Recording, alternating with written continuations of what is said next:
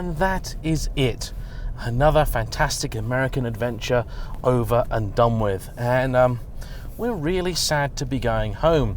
These 3 weeks have passed incredibly quickly, but we have had an absolute blast. And so this review is last because this is the vehicle that has been our faithful companion from beginning to end. A vehicle in which we've clocked up nearly 2,500 miles. It's our Nissan Frontier. If you're watching this from back home, you might think this is kind of familiar because we had these, but we just didn't call it the Frontier. We called it the Navara. Now, the Navara is still on sale in the UK, but doesn't look at all like this because you see the American marketplace, for whatever reason, has continued to use this second generation body style of the Navara, whereas in 2014, back home, we changed onto the third generation car, which looks a bit slicker and nicer and newer. I suspect that's because this is actually made in America, and so they would have to have updated all of the American factories as well to produce the newer car. And the fact is that this is a cheap, affordable, mid-size pickup that's a pretty popular option over here, and well, they just didn't want to put the price up. Now, it's funny calling this thing a mid-size truck because back home these are pretty big.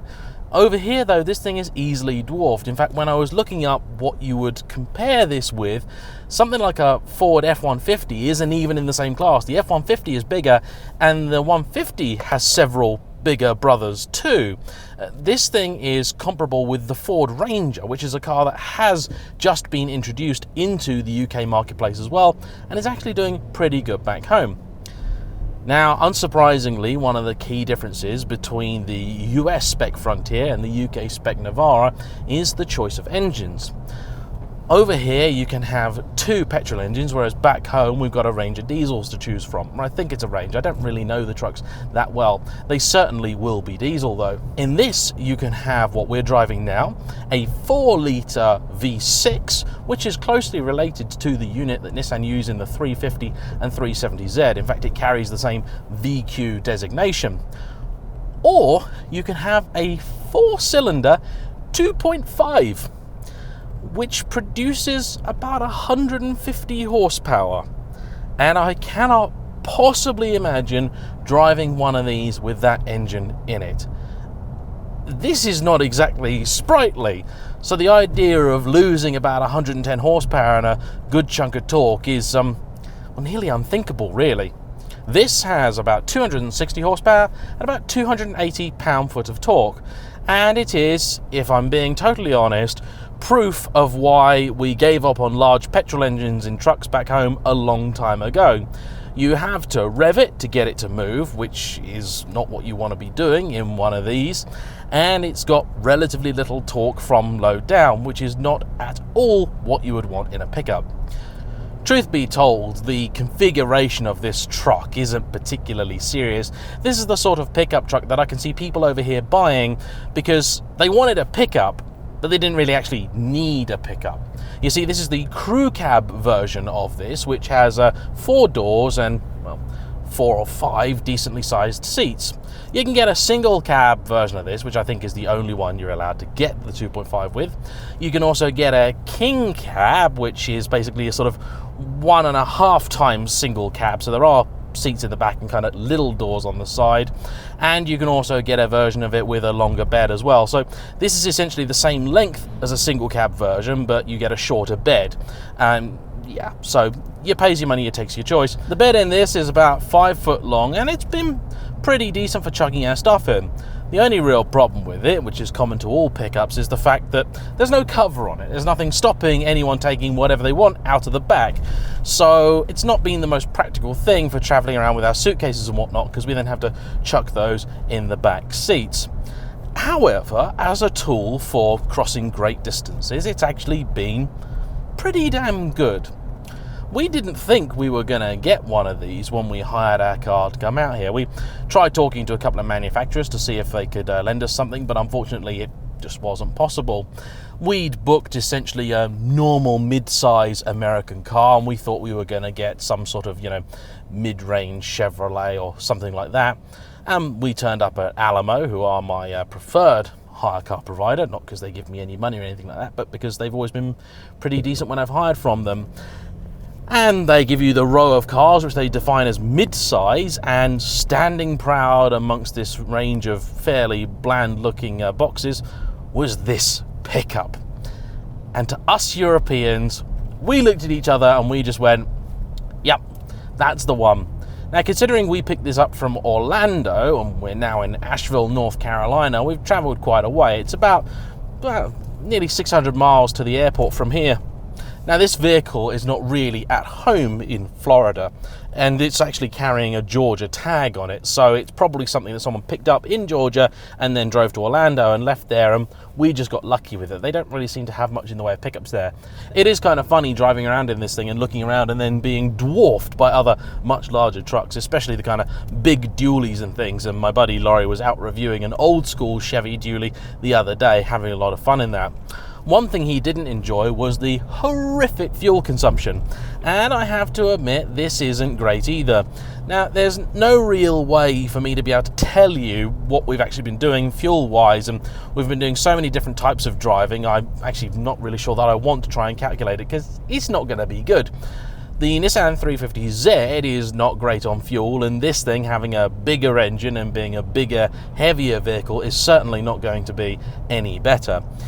I'd hazard a guess in the sort of low 20s. We probably averaged maybe, I don't know, high teens, low 20s, depending on the driving that we've been doing. When you're on the freeway or whatever, cruising along doing 70 or so, it's actually not that bad. When you're driving through the twisties or through town, it is utterly horrific.